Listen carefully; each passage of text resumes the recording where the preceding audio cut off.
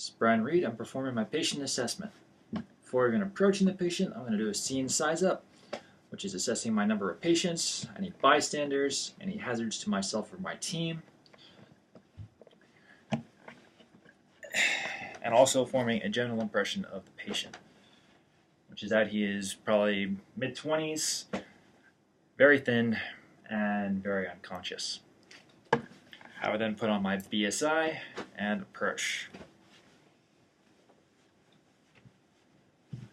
I would have my partner take C-spine while I assess AVPU.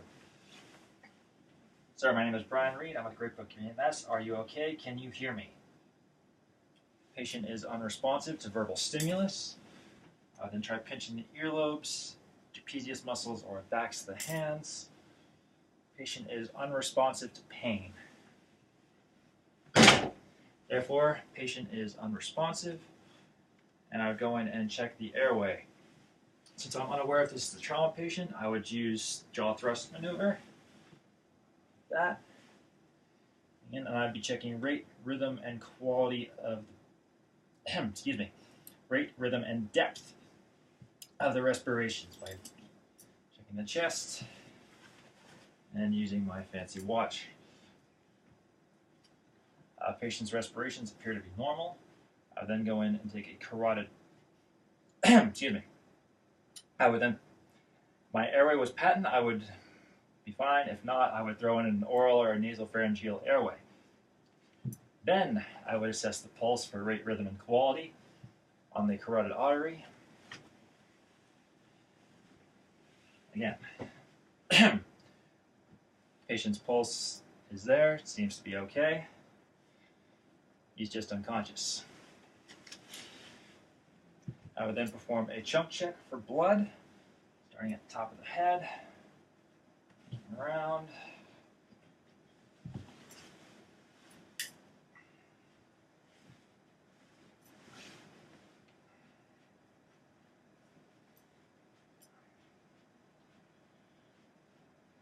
And while all this is going on, I would have one of my partners get a sample history or find out any information they can on this patient. Either be prescription bottles, documentation, empty syringes, or any other drugs or paraphernalia, or any other medical history that you can get from bystanders. At this point, I've determined my patient is critical and we gotta get him going. So I'd have someone else go grab the stretcher and the backboard, and I would perform my 90-second assessment. Starting at the top of the head, I'd work my way down, making sure everything is intact. Check the neck and the spine, looking at the front for tracheal deviation or jugular distension. Check the clavicles, scapulas, shoulders.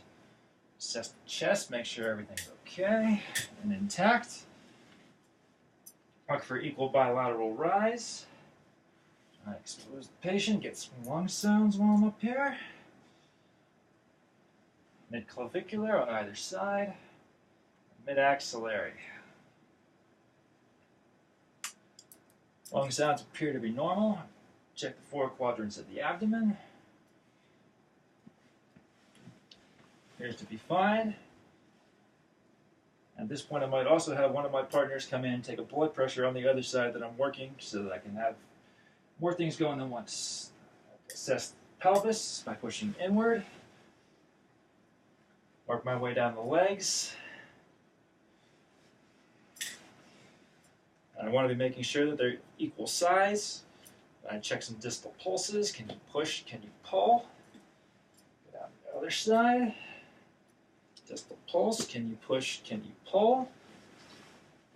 Come back up to the arms. Working from the shoulder and going down. And I'd also be checking for any medical alert tags I see on his neck. Tattoos, bracelets, anklets.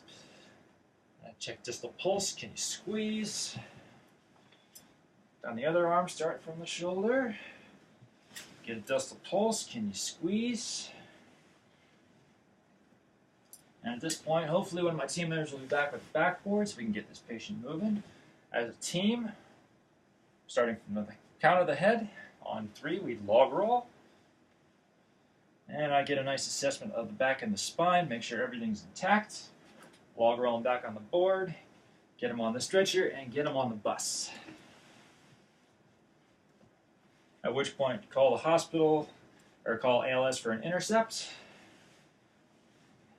And I would start my second assessment.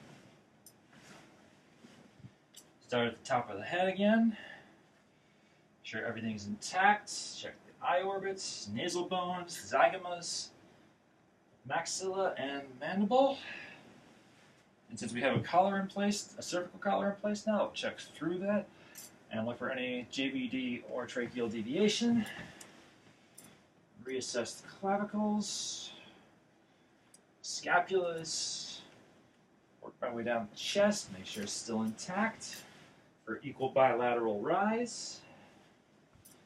Again, auscultate some more lung sounds.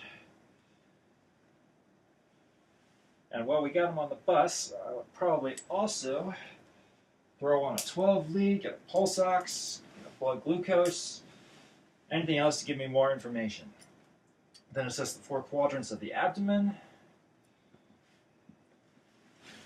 pelvis, make sure it's still intact, pushing inward. Work my way back down the legs, make sure nothing's changed. Check the distal pulses. Can you push, can you pull? Down the other leg. Distal pulses, can you push, can you pull? Do the Kabinski on either side. My way back up to the arm, starting at the shoulder. Down, distal pulse, can you squeeze? Other arm. Distal pulse, can you squeeze? That would be the end of the assessment, and depending on the severity of the incident, if it was a critical patient, I'd reassess every 5 minutes. For a stable patient, every 15.